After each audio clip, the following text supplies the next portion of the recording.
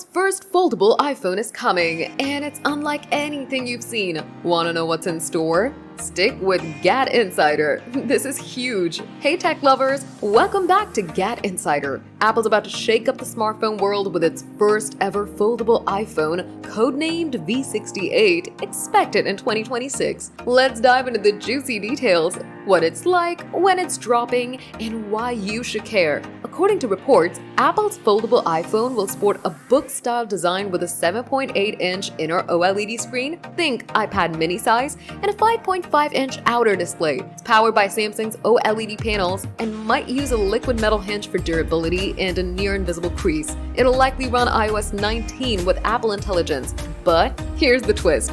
It may ditch Face ID for Touch ID due to thickness constraints. Expect a premium price, around $2,000 or more. Why is this a game changer? First, Apple's late to the foldable party. Samsung's been at it for years, but they're aiming for perfection. The foldable iPhone could double as a phone and mini tablet, perfect for multitasking or streaming. Second, it'll borrow tech from the ultra-thin iPhone 17 Air, like advanced chips and batteries. With Apple's ecosystem, expect seamless syncing with your MacBook or Apple Watch. Posts on X are buzzing about a possible 2027 launch for the iPhone's 20th anniversary, but most bets are on late 2026. So when's it coming? Mass production starts late 2025 or early 2026, with a launch likely in the fourth quarter of 2026. Want to stay ahead? Follow Apple's WWDC 2025 for iOS 19 clues and keep tabs on GadInsider for leaks. If you're saving up, start now. This one's gonna cost a pretty penny. That's the scoop on Apple's foldable iPhone. GadInsider fam, are you ready to fold into the future? Drop your thoughts in the comments, smash that subscribe button,